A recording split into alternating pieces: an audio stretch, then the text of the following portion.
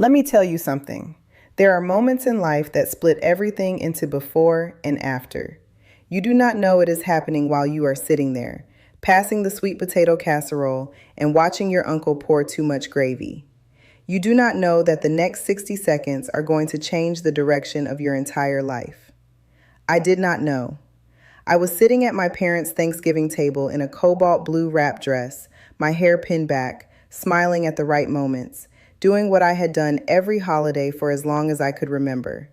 Being the good daughter, being the steady one, being the one who showed up on time and helped in the kitchen and did not cause any trouble.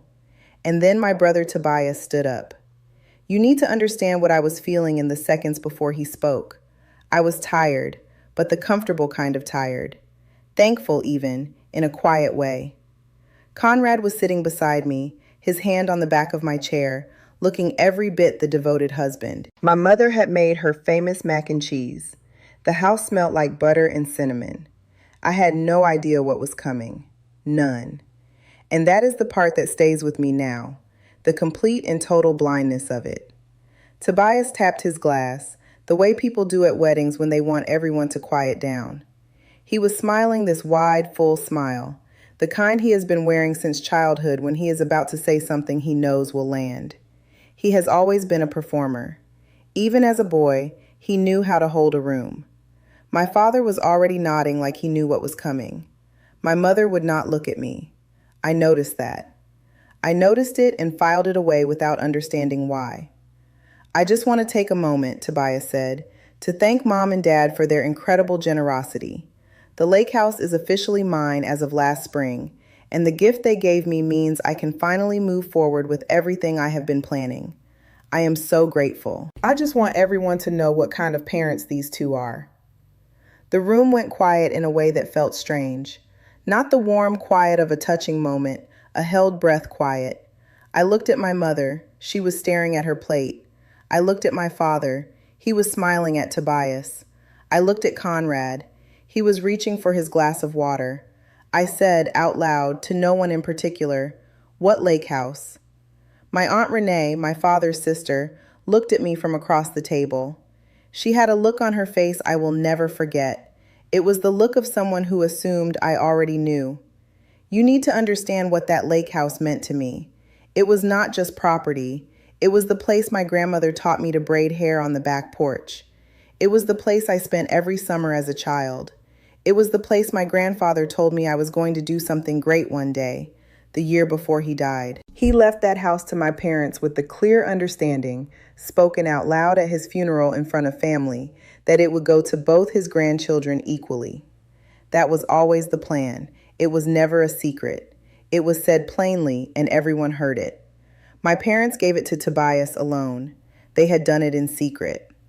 In spring of the previous year, while I was busy running my firm and building my life, they had transferred the deed and apparently given him a significant sum of cash alongside it. No phone call, no conversation, no warning. Tobias sat back down, still smiling, cutting into his turkey. My father patted his arm. My mother passed the rolls. I sat very still. I am the kind of person who does not explode in public. I never have been. I process, I go quiet, and then I act when I am ready. Conrad leaned over and said softly, "You okay?" And I said, "Fine." And I meant it the way people mean it when they are not fine at all, but have decided the room is not the place to handle it. We got through the rest of dinner. I helped clear the table. I hugged my aunt goodbye. I watched Tobias laugh with my cousins in the living room, loud and relaxed, a man with absolutely nothing on his conscience. I thought about my grandfather. I thought about that porch. I thought about what it means when the people who are supposed to see you have been looking straight through you for years. Conrad drove us home. He talked the whole way, a little too much, about how full he was, about the game he wanted to watch, about something that happened at work. I answered in the right places. I was somewhere else entirely. When we got home, he went upstairs to change. I sat down on the couch and picked up his phone because it was closer to me than mine, and I wanted to check the time. He had left it unlocked. I was not snooping. I want to be clear about that. I was not the wife who goes through her husband's phone looking for reasons to be hurt. I had never done that before in 5 years of marriage. But the phone was open and a message was sitting right on the screen, and I read it before I understood what I was reading. It was from a name saved as P at work. It said, "I keep thinking about Tuesday. I know you said we need to be careful, but I just miss you. Is she going to be at the office party or should I come?" I sat with that phone in my hand for a long time. The house was quiet. Upstairs, I could hear Conrad moving around, opening a drawer, turning on the television. The same sounds I had heard 1,000 times, the sounds of my normal life. I put the phone down exactly where I found it. I got up, went to the kitchen, poured myself a glass of water, and stood at the counter in my cobalt blue dress in my quiet kitchen and understood that this Thanksgiving had just become the dividing line of my life. I did not cry. Not yet. What I felt was something colder and more focused than tears. It was clarity. I thought, you are going to handle this, all of it, but you are going to do it right. And I did. New characters introduced: Nadia Osei, Conrad Osei, Tobias Drummond, Gloria Drummond, Wendell Drummond, Aunt Renee, minor, no further arc, Portia, mentioned only as P at work. Plot threads opened: Tobias in the lake house, Conrad's affair with Portia. Both threads will close fully by chapter 9. I remember the day after Thanksgiving the way you remember a morning when you are waiting for test results. Everything looks normal. The light comes in through the windows the same way it always does. The coffee maker makes the same sound, but underneath all of it, something is running, something that will not stop. Conrad was still asleep when I got up. I made coffee, sat at the kitchen island in my green robe, and opened my own phone. I needed to think before I did anything, and I could not think in the same room as him, not yet. Let me tell you what I knew at that point and what I did not know. I knew there was a woman named P at work who had sent my husband a message that no coworker sends to a married man. I knew the message referenced a specific day, a Tuesday, with the kind of language people use when they are talking about something private and physical and real. I knew she had asked whether I would be at the office party. Not will Conrad's wife be there. She said she, as in she already knew enough about me to reduce me to a pronoun. What I did not know yet was how long it had been going on. I thought about going back to that phone. I thought about it for about 3 minutes, and then I decided against it. Not because I was afraid of what I would find, but because I had already found enough. I did not need more pain to make a decision. I needed information I could use. That is a distinction I want you to understand. Pain and useful information are not the same thing. Reading every message on that phone might have hurt me more deeply, but it would not have changed the fundamental fact, which was that my husband was sleeping with someone at his job. More pain was not going to help me. A plan was going to help me. So I thought about what I knew. Conrad worked at a commercial real estate firm downtown. He had been there for 4 years. He had mentioned a colleague named Portia Wynn more than once over the past year. She came up the way people come up when they are trying to make something sound casual. Portia from the office thought that restaurant was good too. Portia handled the West Side account. She is sharp. Small references, spread out, each one designed not to stand out. I had not thought anything of it at the time. I did not have a reason to. But sitting in my kitchen the morning after Thanksgiving, I pulled all of those small references back out and looked at them in a line, and they told a very different story. He had been laying a foundation, building a cover, making her familiar to me so that if her name ever came up, I would not flinch. I am an interior designer. I work with structure. I see how things are built, and I can see when something has been constructed carefully over time. This had been constructed. This was not a sudden mistake or a moment of weakness. This was a pattern. That hit me differently than the message itself. Camille called me at 9 that morning. She had a habit of calling me the day after holidays to debrief, as she called it, and I had never been more glad for that habit in my life. I answered on the first ring. "How was the Drummond family circus?" she said. And she said it with the affection of someone who has heard every story and loves you anyway. I said, "Camille, I need to talk to you. Not on the phone. Can you come over?" She was at my door in 40 minutes. I had asked Conrad to run some errands, kept it light, gave him a list. He kissed my cheek before he left, natural as anything, and I stood in the doorway and watched him pull out of the driveway, and I thought, you do not know that everything is about to change. Camille came in wearing a bright red hoodie and jeans, carrying 2 cups of coffee from the place down the street because she knew mine would be cold by then. She sat across from me at the kitchen island and listened to the whole thing. The dinner, Tobias and the lake house, the phone, the message, Portia Wynn. She did not interrupt once. That is rare for Camille. She is expressive and quick, and her face moves constantly when she is listening. But she sat still through all of it, and when I was done, she set down her cup and looked at me with an expression that was not pity and not outrage, but something more like deep recognition. "How are you right now?" she said. "I am clear," I told her. "I am not falling apart. I am just clear." She nodded. "Good. That is actually the best thing you could be right now." We talked for 2 hours. Camille had been through her own divorce 3 years earlier, a painful and complicated one, and she had come out of it with both wisdom and very specific practical knowledge. She did not tell me what to do. She did not say leave him or give him a chance or any of the things people say when they think they know better. She asked me questions. What do I want this to look like in a year? What matters most to me right now? What am I not willing to lose? My answers were clear. I was not willing to lose my firm. I was not willing to let Conrad take anything from me that I had built. I was not willing to spend years in a negotiation with a man who had been lying to my face. "Then you need to talk to Bridget Fossey," Camille said. I had heard the name before, a divorce attorney, precise and very effective, according to Camille. She pulled up the number on her phone and set it on the counter in front of me. I did not call that day. I was not ready to make that move yet. I needed to know the full picture first, and there was still the matter of my parents and the lake house, and Tobias standing up at that table like he had done something worth celebrating. Conrad came home in the early afternoon. He brought me a coffee, the fancy kind from a shop across town that he knew I liked.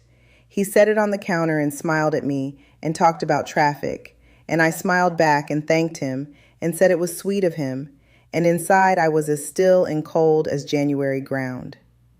That evening, I sat at my desk in my home office and started writing things down. A timeline. Every mention of Portia I could remember. Every trip he had taken for work in the past year. Every night he had stayed late. I filled 2 pages. Then I opened my laptop and looked up the county property records for the Drummond family lake house in Macon.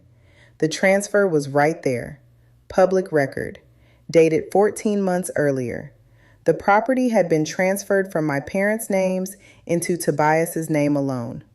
14 months. And no one had said a word to me. I sat with that for a long time. 2 betrayals. One from the man sleeping in my bed. One from the family I had been faithful to my entire life. I closed the laptop. I went upstairs. I got into bed. Conrad was already asleep. I lay there in the dark and I thought, they all thought I would not look. They all assumed I was too busy, too trusting, too focused on my own life to check. They thought I was easy. I thought, they are about to find out that I am not. Characters referenced: Nadia, Conrad, Camille Reyes, introduced fully, Portia Wynn, named for first time, Tobias, Gloria, Wendell.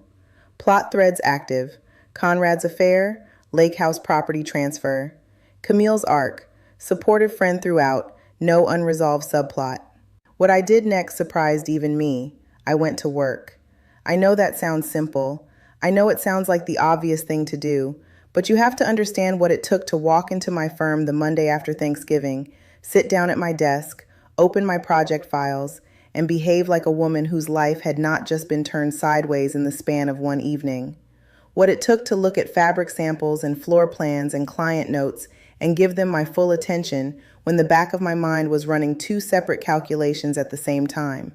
That is the version of me very few people see, the still version, the one who does not shake.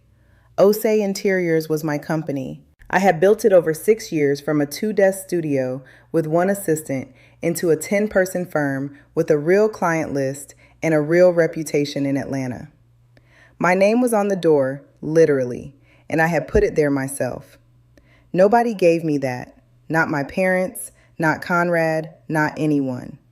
I had scratched and pulled and stayed late and taken calls on weekends and turned down easier opportunities because I believed in what I was building. My firm was the one thing in my life that had never let me down. So yes, I went to work. Because my firm needed me, and because working kept me sane, and because the moment I sat down at that desk, I remembered who I was before I was anybody's wife or anybody's daughter. Theo Ibarra was already in when I arrived. He was my business partner and had been for 3 years. We had met on a commercial project, two professionals who realized quickly that we thought about space in similar ways and worked with a similar level of care. He was calm and precise, and he did not waste words. I had always appreciated that about him. He looked up when I came in. He had a habit of reading people quickly, quietly, and he did not say anything dramatic. He just said, "Coffee is fresh, the Lawson file is on your desk, and you look like you had a long weekend." I said, "I did, but I am here now." He nodded and went back to his work. That was one of the things I liked best about Theo. He did not push. He was present without being intrusive, and that morning that was exactly what I needed. I worked for 4 hours without stopping. I returned emails, I finalized the material selections for a corporate lobby project downtown, I reviewed a proposal for a new residential client. I was present for every bit of it. And then at lunch, I sat in my car in the parking garage and let myself feel what I had been holding all morning. I want to tell you something about grief, about the kind that comes from betrayal specifically. It does not feel the way you expect. It does not feel like sadness, not at first. It feels like a rearrangement, like your internal furniture has been moved without your permission, and now you keep bumping into things in the dark. I had built a life with Conrad, not a perfect life, but a real one. Dinners and Sunday mornings and vacation photos and inside jokes and the specific comfort of someone who knows your patterns. All of that was real, even if he had been lying inside of it.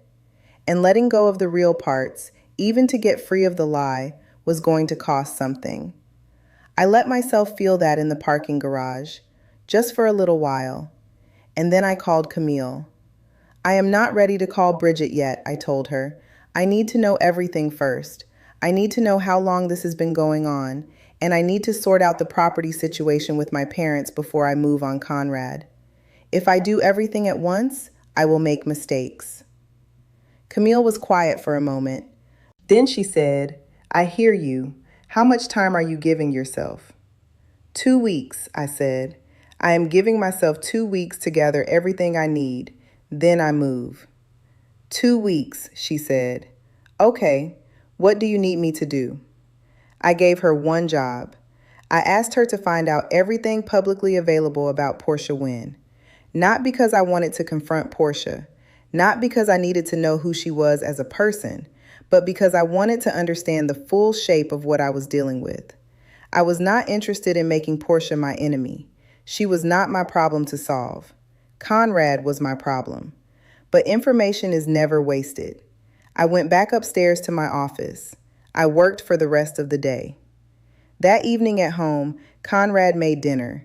He made pasta, one of his better dishes, and poured 2 glasses of wine and set the table. He talked about his day. He asked about mine. I answered normally. I ate the pasta. I drank the wine. I looked at his face across the table, and I thought about all the Tuesdays in the past year, wondering now which ones had been spent with her. I did not give anything away. Not a flinch, not a cold shoulder, not a single question he could have pointed to later and said, "That is when she started acting strange." I was warm. I was present. I was exactly what he expected me to be. And the whole time, quietly, I was building a case. Over the next week, I gathered what I needed. I pulled the full property records on the lake house again, this time printing them out. I requested the original deed from my grandfather's estate, which I had access to as a family heir. I documented the timeline of the transfer, who had signed, who had witnessed it, what had been recorded. I put every page in a folder in my office at work, not at home. Camille sent me what she found on Portia. I will not go into the details of it here because she does not deserve more of my story than she has already taken up. What the information told me was that she had been at Conrad's firm for about 18 months. The timeline fit. The affair had likely started within her first few months there. I filed that away. I did not go looking for more. On the 9th day, my mother called. She called in the middle of a Tuesday afternoon, which was unusual. She typically called on Sunday evenings. I looked at my phone for 3 full rings before I answered. "Hi, Mama." "Nadia," she paused. "I just wanted to check in on you. Make sure you are okay. Thanksgiving was a lot." I thought about how to respond. My mother is not a cruel woman. I want to be fair about that. She is a woman who made a choice she convinced herself was practical and then ran from the consequences of it. That is a different thing from cruelty, even if it causes the same kind of hurt. "I am fine," I said. "I am at work. Can we talk this weekend?" "Of course," she said too quickly. "Of course we can." She sounded relieved. She thought I was going to let it go. She thought I had processed my feelings and arrived at a place of quiet acceptance, the way she believed daughters were supposed to. She did not know me as well as she thought she did. I said, "Great. Come over Saturday morning, just you. We will have coffee." A beat of silence, then, "Okay, baby, Saturday." I hung up and went back to the floor plan I was working on. I had 9 more days before my 2 weeks were up. I used every one of them. Characters active: Nadia, Conrad, Theo Ibarra, introduced, Camille, Gloria. Theo's arc: business partner, supportive, later becomes significant professionally. Plot threads: Conrad, affair, building, lake house, building, mother, confrontation, opening. I remember the day I spread every document out on my desk at work and saw the full picture for the first time. Theo had a client meeting that morning, so I had the office to myself, and I laid everything out in order on the wide drafting table by the window, the way I lay out a floor plan before a presentation. I wanted to see all of it at once. Here is what those papers told me. My grandfather, Elbert Drummond, passed away 11 years ago. He left his house in Macon, the lake house, to my parents with a verbal and written instruction that it be divided equally between his 2 grandchildren, meaning me and Tobias, upon my parents' death or upon their decision to transfer it. That instruction was in a letter that accompanied the deed transfer to my parents, and I had a copy of that letter because my grandfather had given copies to both grandchildren the week before he died. He was thorough like that. He was a man who believed in keeping things clear. 14 months before last Thanksgiving, my parents had transferred the property to Tobias alone. The transfer was clean and legal. Both of their names were on it, meaning both of them had agreed. There was no note to me, no conversation, no compensation for my half of the property value. The house was not a small thing. The lake house in Macon, based on comparable properties in the area, was worth somewhere between $400,000 and $450,000. My half of that was real money that had been moved into my brother's name without a word to me. I stood at that drafting table for a long time. Let me tell you what hurt most. Not the money.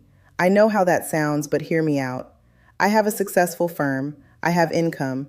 The money was not nothing, but it was not the deepest wound. The deepest wound was that my parents had sat across from me at dinners, on holidays, at my firm's opening party, at my wedding, for over a year while knowing what they had done. They had looked at my face and smiled and hugged me and said how proud they were of me, and the whole time they were carrying this secret and had decided I did not need to know. That is not a small thing to carry about the people who raised you. I put every document back into the folder, neatly, in order. I went back to my desk and I made a list of questions for my mother. Not accusations, questions. I wanted to hear her explain it in her own words before I decided what to do. Saturday came.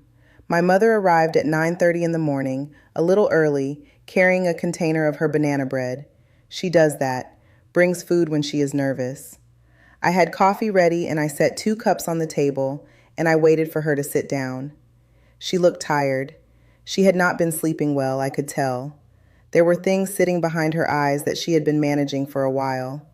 We did the first 10 minutes normally. Small talk about the drive, about the weather, about a cousin who had just gotten engaged.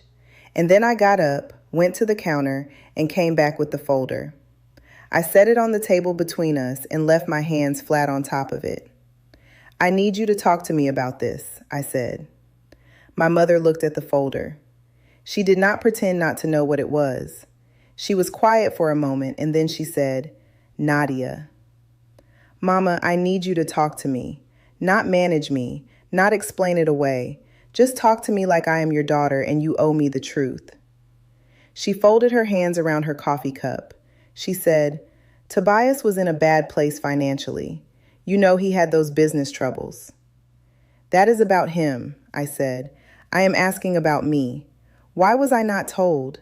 Why did you not call me? Why was I not given the choice to buy out his half, or negotiate, or even just be informed?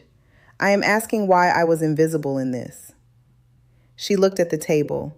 She said, We did not think you needed it. You have the firm. You have Conrad. You are doing well. There it was. You need to sit with that for a moment, the way I had to. They looked at my life and decided it was full enough that I did not need what was mine. They made that decision for me. They took something that was supposed to be mine and gave it to my brother because they decided I did not need it. Daddy agreed to this? I asked. We talked about it together, she said. It was a joint decision. Did Tobias know the house was supposed to be split? She was quiet. Mama, did he know? He knew your grandfather's wishes, she said. He said you would not mind. I heard that and I thought about my brother smiling at that Thanksgiving table, and I understood something clearly. Tobias had not stumbled into this. He had made a case to my parents. He had told them I would not mind. He had positioned himself as the needier one and me as the stable one, and he had collected what was never solely his. I did not cry. I looked at my mother, this woman who had braided my hair and cheered at my school plays and held my hand through hard moments. And I thought about how much I had trusted her without ever questioning it. And I thought about how that trust had been a door she had walked through quietly and closed behind her. I love you, I told her. I need you to understand that this is not the end of our relationship, but I am not going to let this go. I have an appointment with a lawyer next week. My mother looked at me then, really looked at me, and I think she finally understood that she was not dealing with the version of me that would smooth things over to keep the peace. Nadia, please, you do not want to make this legal. I did not make it anything, I said. The decision to keep this from me made it what it is. I just have to respond to it. She left an hour later. She had not touched the banana bread. I wrapped it up and put it in the refrigerator. And then I sat back down at the table with the documents, and I added 2 more items to my list. Call Bridget Fossey. Both things, same week. It was time to move. Characters: Nadia, Gloria, confrontation. Tobias, disgust. Folder of documents as plot device. Plot thread opened. Legal action re property transfer. Thread status, active, will close in chapter 8 and 9. Let me tell you the hardest thing about confronting a parent. It is not the conversation itself. The conversation has an end. The hard thing is what comes after, when you are sitting alone with the knowledge that the people who were supposed to be your floor, the foundation of everything, were not as solid as you built your life on top of. I spent the rest of Saturday after my mother left doing something I almost never do. Nothing. I sat on my couch in my green dress, feet tucked under me, and I did not work, did not call anyone, did not plan. I just sat with it. My mother had given me excuses dressed up as reasons. They had decided I was fine. They had decided Tobias needed it more. They had decided I would not mind. Decided. As if my feelings, my inheritance, my grandfather's wishes were things that could be decided for me by someone else. I kept coming back to one moment in the conversation. When I had asked if Tobias knew the house was supposed to be split, my mother went quiet. That silence told me everything. My brother had not stumbled into a gift. He had gone to my parents with a story, a case, a presentation of himself as the child who needed more, and he had used my stability against me. He had pointed at my firm, at my marriage, at my visible success, and he had said, "She is fine, I am not, give it to me." And they had. I thought about all the years I had spent being the steady one, not asking for too much, not making scenes, showing up and working hard and not needing rescue. And I saw how that had been read, not as strength, but as abundance. Not as something to be respected, but as evidence that I could afford to lose things. I made a decision on that couch. I was not going to be the stable one anymore, not in the way I had been. I was going to be the one who took up space. I was going to stop making myself small so that other people could feel bigger. Monday morning, I called Bridget Fossey. Camille had given me her number weeks earlier, and I had been carrying it around like a card I was not ready to play. Bridget's office was on the 11th floor of a building in Midtown, modern and clean. She was a tall woman, close to 50, with natural silver streaks in her hair and the kind of direct eye contact that tells you she does not have time for anything that is not true. I sat across from her and I told her two things. I told her about Conrad and the affair, and I told her about the property transfer. I laid it out in plain terms, no drama, just facts and dates and what I could document. She listened without interrupting. When I finished, she turned her notepad to a new page and said, "Which do you want to deal with first?" "Conrad," I said. "The property will take longer. The marriage I need to address now." She nodded. "Tell me about your assets. What do you own together and what did you bring in separately?" I had prepared for this. I had a list. The townhouse we had bought together 3 years into the marriage, financed jointly. My firm, which I had started before we married and which Conrad had no legal stake in. Our joint bank accounts, his pension from his firm, a shared investment account. Bridget went through all of it with a focused expression. She asked about the deed on the townhouse, about whose income had been the primary contribution to the mortgage payments. I told her the truth. In the last 2 years, as my firm had grown, I had been covering 60% of the household expenses. Conrad's income had gone toward his own credit card debt and his personal spending. Bridget wrote that down. "You have a strong case for keeping the property," she said, "and his affair, documented, changes the leverage significantly. Does he know you know?" "No," I said. "Good. Do not tell him. Not yet." She put her pen down. "Here is what I need from you. I need you to be patient for about 2 more weeks while we prepare the filing correctly. Can you do that?" "Yes," I said. "Normal life," she said. "Nothing changes on your end. No conversations about divorce, no moving money, no changes in behavior. Can you manage that?" I thought about Conrad making pasta and pouring wine and asking about my day. I thought about smiling back. "Yes," I said again, "I can manage that." She looked at me for a moment. "How are you holding up?" "I am fine," I said. And for the first time in 2 weeks, when I said it, I actually meant it. Because sitting across from Bridget Fossey with my documents in order and a clear plan in front of me, I felt something shift back into place. Not happiness, not yet, but control. My own control over my own life. I left her office and walked to my car and sat there for a few minutes before driving back to work.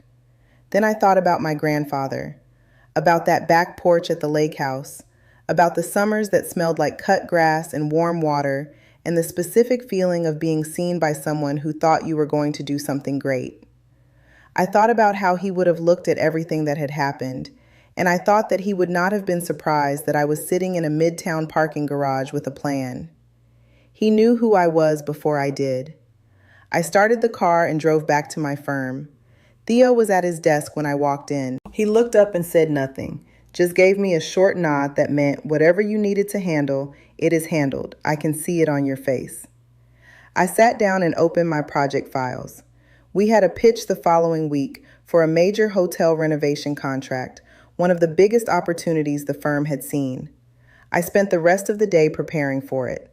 Numbers, materials, a presentation deck that told the story of what we could do. That evening at home, Conrad was watching a game. He called out from the living room asking if I wanted anything from the kitchen. I said no thank you. I sat at my desk and reviewed the pitch one more time. Normal life, nothing changes. 2 more weeks.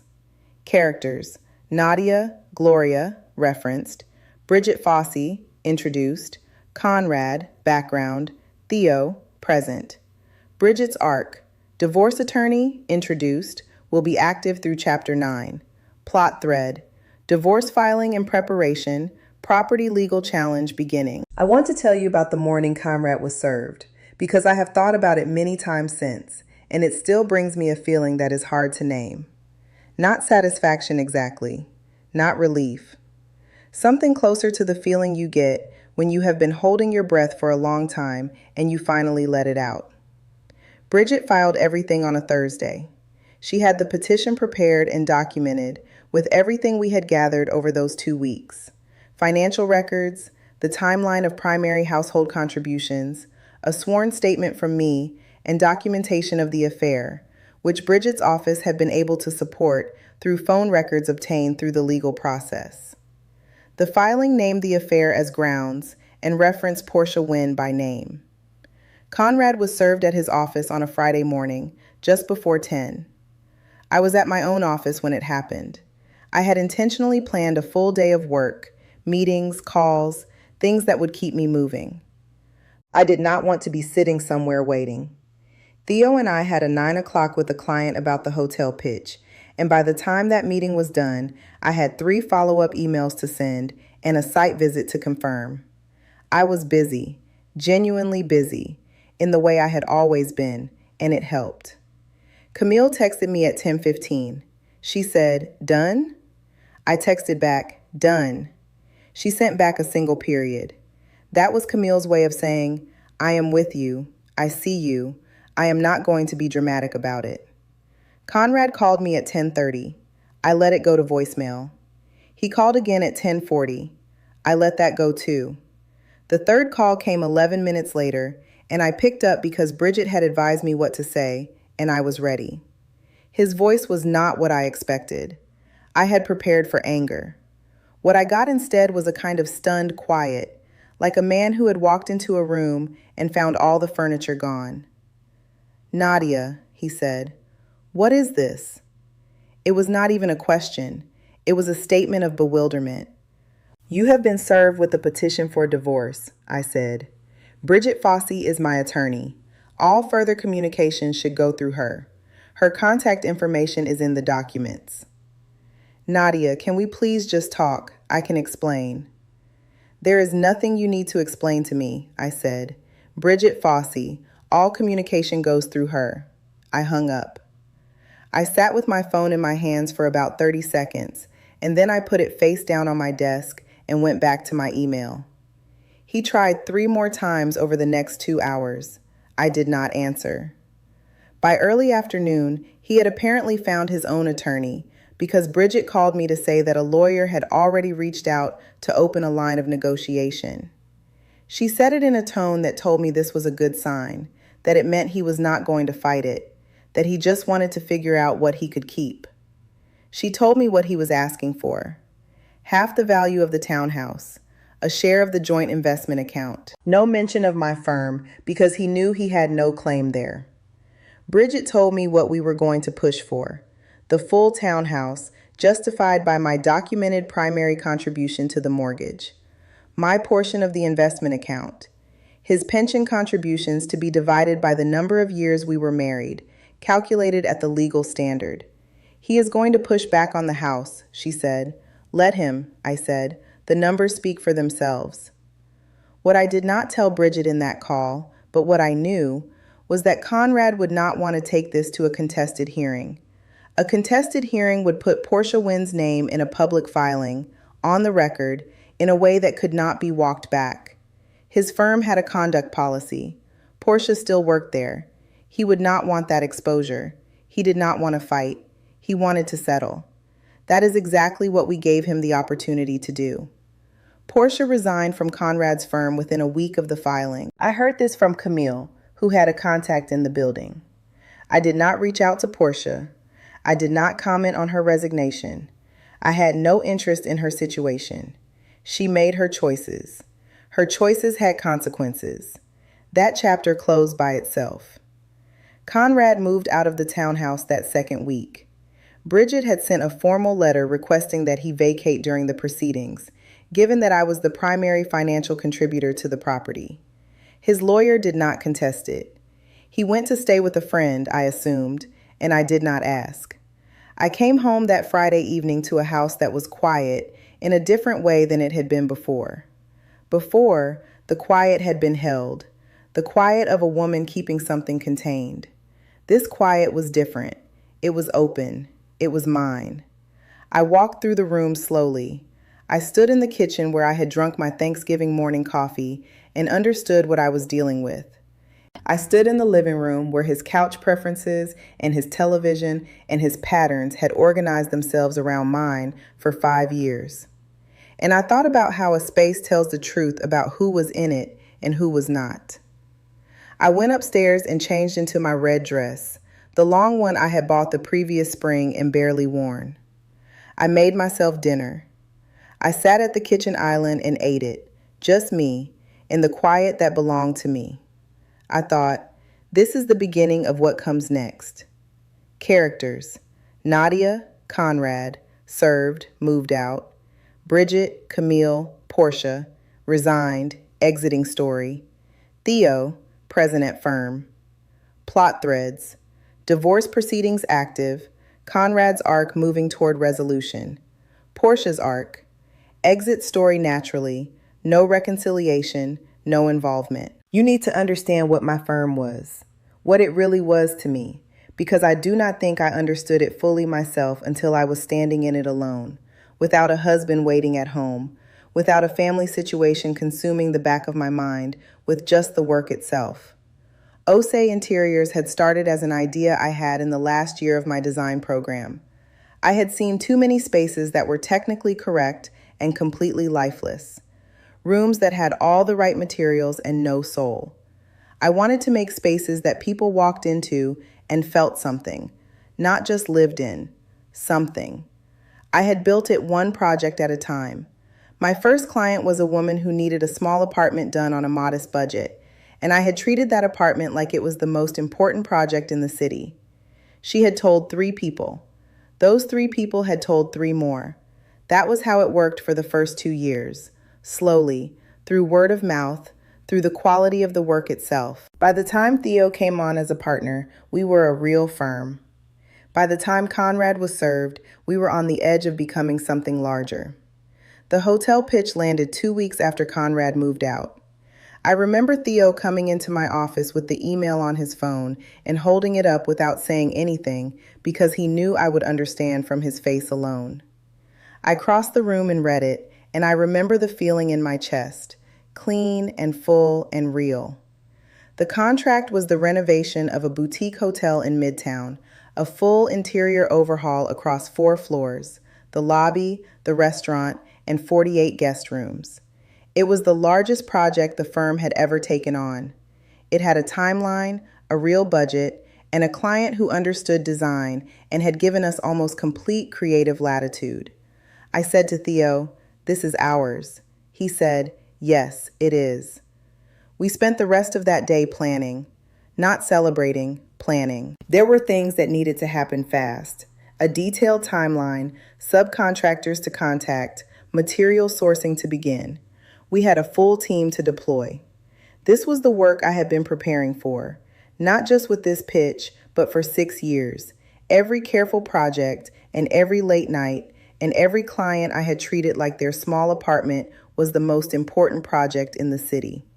Camille came by that evening. I told her about the hotel contract, and she made a sound that I can only describe as triumphant on my behalf. And then she made me tell her every detail. I told her everything over dinner at my kitchen table, and by the time I was done, she had a very satisfied expression. "Look at you," she said. "Do not make it bigger than it is," I said. "It is what it is," she said, "and what it is big." Over the following weeks, the rhythm of my life rearranged itself around the work. I was at the hotel site 2 mornings a week. I was in the office the other 3. I was on calls in the evenings and going through samples on weekends, and thinking about color and light and proportion the way I had always thought best, which was constantly and with my whole mind. Conrad was quiet. Bridget updated me on the negotiation progress when there was something to report, but mostly it was a slow process of back and forth that she handled while I handled my life. He had pushed back on the house as expected. Bridget had responded with the documented mortgage records. He had quieted down after that. Theo and I had lunch one Thursday at the diner near the office, the kind of lunch that started as a work meeting and became something else when the work portion was done and we were still sitting there. He asked me how I was doing, and he meant it in the real way, not the polite way. I told him the truth. I told him about the divorce being in progress and the property dispute with my family and what the last 2 months had looked like. I did not overload him with it. I gave him the outline, and he listened the way he always listened, without rushing it, without filling the quiet with advice I had not asked for. "I had no idea," he said, when I was done. "I kept it close," I said. "I did not want it affecting the work." He shook his head, not in disagreement, but in a kind of quiet recognition. "It did not affect the work," he said. "If anything, you have been more focused." "That is what I do," I said. "When everything else is chaos, I go into the work." He said, "I know. I have noticed it since we met." He looked at me for a moment, the way you look at someone you have been seeing clearly for a long time and are only now saying it out loud. "You are a very specific kind of person, Nadia." I said, "What kind?" He said, "The kind who builds things and keeps building, even when they should probably stop and rest." I thought about that for a long time after lunch. The work continued. The hotel renovation took shape week by week. I chose a palette of warm blues and deep greens for the guest rooms, bringing light into the spaces through the fabrics and the wall treatments and the placement of mirrors. The lobby I did in cobalt and ivory with natural wood elements, clean and striking, and welcoming without trying too hard. The restaurant was where I had the most creative freedom, and I used it well. Theo was my balance on every decision. Where I wanted to push something further, he would assess the practical side. Where he was cautious, I would show him why the risk was worth it. We worked the way good partners work. Not the same voice, but the same direction. I was eating better, sleeping more. I was going on walks in the morning before work, something I had stopped doing years earlier. My life was getting lighter as I removed the things from it that had been weighing it down. I was not thinking about what came next, not in the relationship sense. That was not where my mind was. My mind was on the hotel and the firm and the legal matters that were still moving forward. But I noticed Theo. The way you notice someone differently when the noise clears and you can actually see what has been there all along. I was not ready to do anything about it, but I noticed. Characters: Nadia, Theo, Camille, present, Bridget, background, updates, Conrad, distant, negotiating. Plot threads: hotel contract, active and positive, divorce negotiation, progressing, property dispute, next chapter. Theo's arc: beginning to shift from professional to personally significant. I want to tell you that I did not enjoy this part. I want to be clear about that before I tell you what happened. Taking legal action against your own family is not something you do with pleasure, not even when you are right, not even when they were wrong. It is the kind of thing that settles into your body like a weight you carry carefully. But I had given my mother a warning. I had sat across from her at my kitchen table, and I had told her plainly, I am not going to let this go. I had an appointment with a lawyer.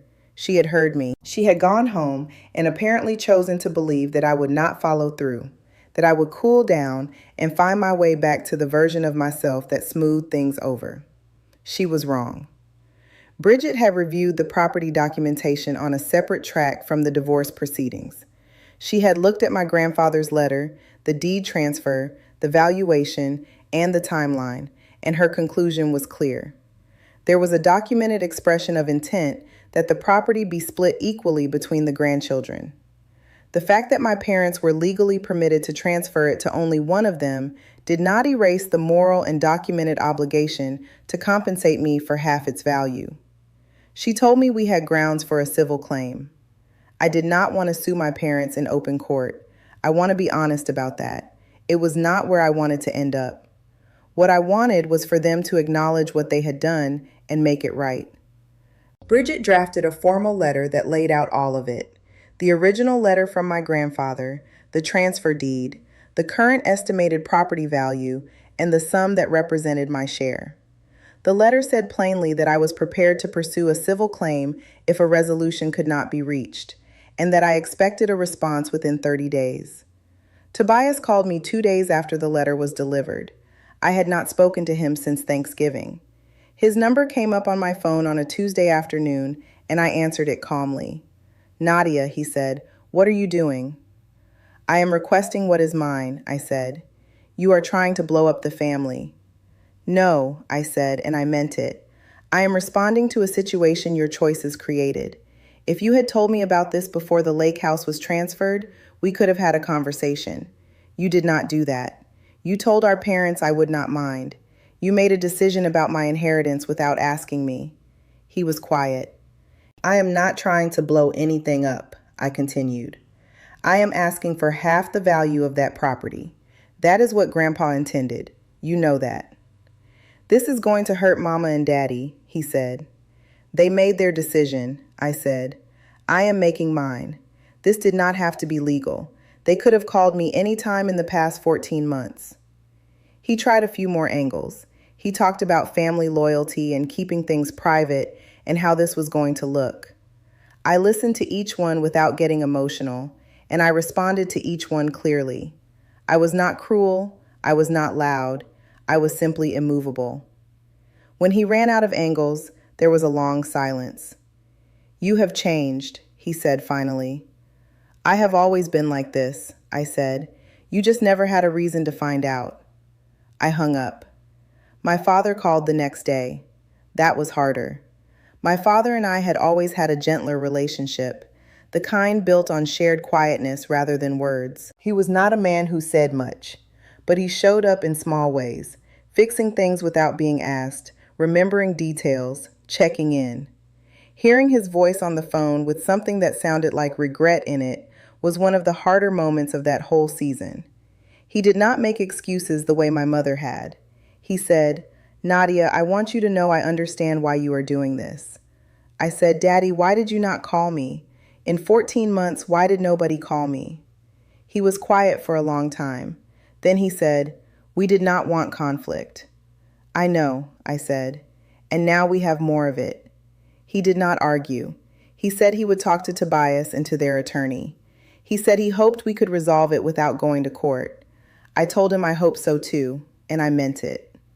My parents engaged their attorney within a week. It took another 3 weeks of back and forth between the lawyers, with numbers being offered and countered and refined, before we arrived at a number that both sides accepted. I will not share the exact figure because it is private, but it represented a fair accounting of my half of the property value, and it came in the form of a structured payment that my parents and Tobias had agreed to share. The agreement was signed on a Wednesday afternoon. Bridget called me afterward and said it simply, "It's done." I thanked her. I sat with it for a moment. I thought about my grandfather and the letter he had written and the care he had taken to be clear about his wishes. I thought about how he had seen me. I thought about how it had taken 11 years and a legal letter for his wishes to be carried out for me.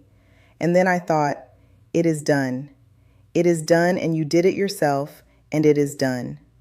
I called my mother that evening, not to celebrate, not to reopen anything, just to say, I received the signed agreement. I want you to know this is not the end of our relationship for me. I love you, but things are going to be different. She cried a little. I let her. I did not comfort her excessively, but I was not cold either. I was honest. That was the most I could offer. Tobias and I did not speak again during this period. His relationship with me would take longer to repair, and I was not in a hurry. I was not angry at him in a burning way. I was clear-eyed about who he had shown himself to be, and I would adjust my expectations accordingly. That was enough for now. The divorce proceedings were in their final stage. The hotel renovation was 2/3 complete. My life was not where I had expected it to be a year earlier, but it was mine, fully mine, in a way it had not been before. I went home that night and stood in my kitchen in a blue dress, and I cooked myself a real dinner, the kind that takes time, and I ate it at the table with music playing and the windows open, and I thought about what comes next. Characters: Nadia, Tobias, confronted; Wendell Drummond, called; Gloria, called; Bridget, handled legal. Plot thread: property dispute closed. Tobias arc: confronted, agreed to settlement, relationship with Nadia on hold but not permanently severed. Some things you prepare for so completely that when they finally happen, the main feeling is not relief or victory, but a kind of quiet arrival. That is what the final divorce hearing felt like. I had been preparing for it for months, in the way that I prepared for everything, carefully, with full attention, without letting the emotion get ahead of the work. The hearing was on a Tuesday morning in January. I wore a deep maroon blazer over a cream blouse, and I sat at the table next to Bridget, and I was ready. Conrad was across the room with his attorney. I had not been in the same room as him since he moved out. I looked at him once when I came in, a brief, neutral look, and then I looked at Bridget's notes and the documents in front of me, and I did not look at him again. It did not take as long as I had expected. The financial documentation was thorough. The mortgage contribution records were clear. Conrad's attorney made the expected arguments, but Bridget had anticipated every one of them, and her responses were precise and grounded in facts that were not in dispute. The judge was a woman in her mid-50s with short natural hair and reading glasses that she took on and off throughout the hearing. She reviewed the documentation with what appeared to be thoroughness and care. She asked Bridget 2 clarifying questions about the mortgage timeline.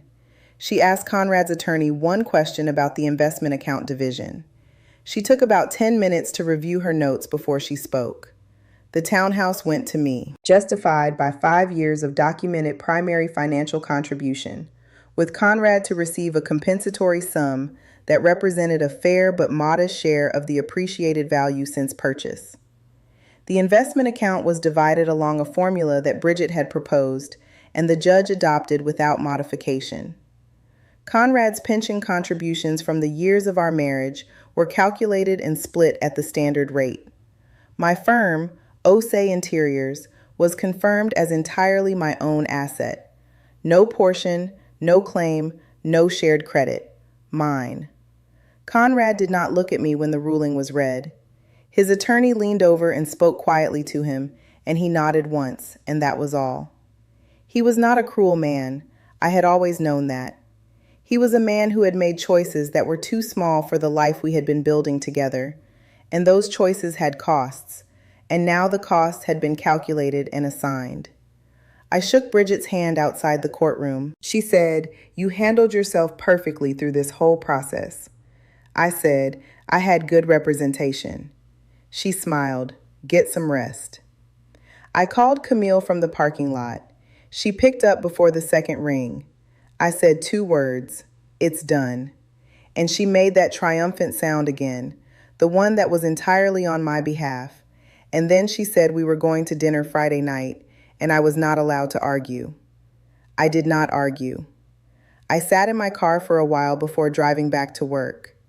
I looked at the Atlanta skyline through the windshield, and I thought about the last 14 months.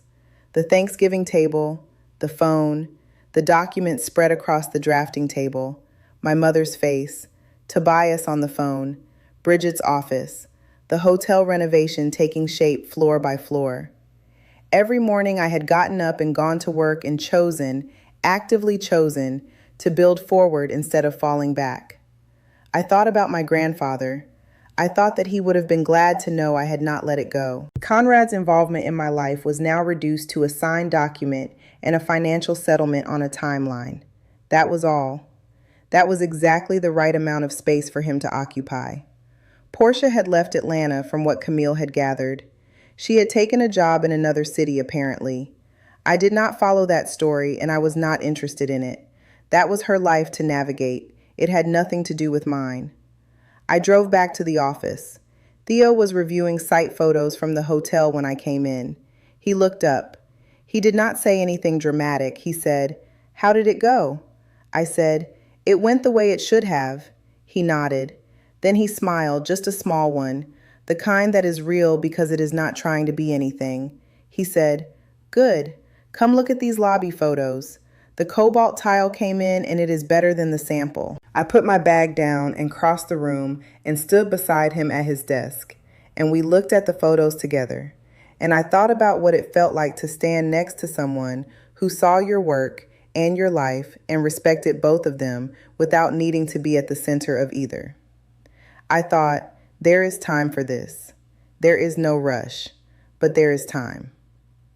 The hotel renovation was completed 3 weeks later. The client walked through with us on the final day, and she stood in the lobby and turned around slowly, taking in the cobalt tile and the wood accents and the light. And she said, "It is exactly what I wanted and better than I imagined." That is the thing you work for.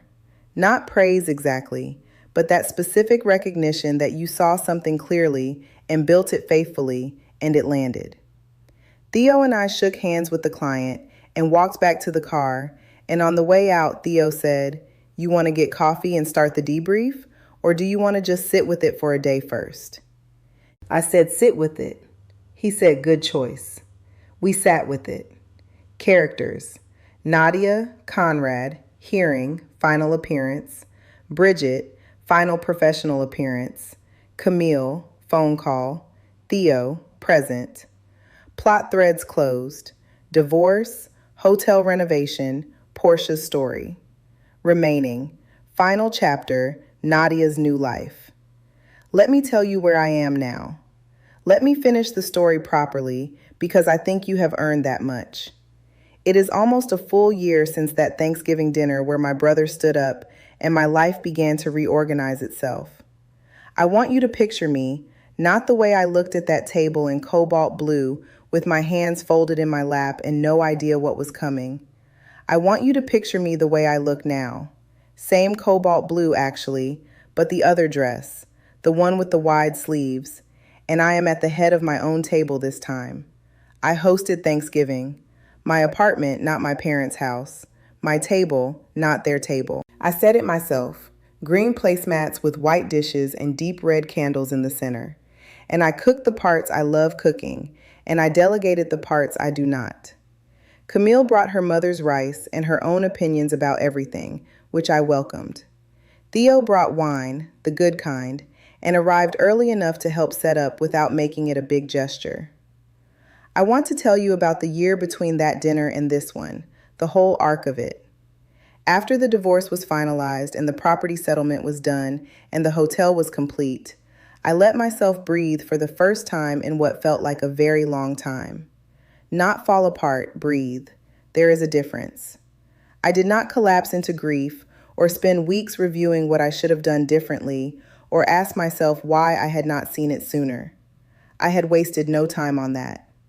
What I did instead was get quiet in a productive way and think about who I wanted to be now that all of the debris had been cleared away. I started therapy. I want to say that plainly because I think too many people treat it like a private shame. I sat with someone once a week and I talked about my parents and my brother and Conrad and my firm and what I had inherited from each of those relationships, what I wanted to keep, and what I was setting down. It was some of the most useful work I did all year. My relationship with my mother is not what it was before. I do not think it will ever be exactly that again, and I am at peace with that. We talk, we have dinners. She does not bring up the property, and I do not either. What we have now is more honest than what we had before, even if it is quieter. My father and I have actually grown closer. He called me 3 months after the settlement and asked if I would come have lunch with him, just the two of us, at the diner near their house. He spent the whole lunch, not explaining or defending, but just being present with me, asking about the firm, asking about my life, asking about what I was working on next. It was one of the better afternoons I had. Tobias and I have not fully repaired things.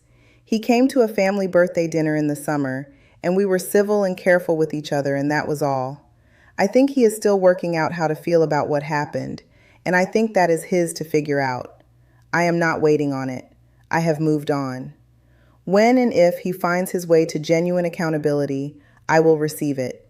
Until then, I am not holding any space for it in my life.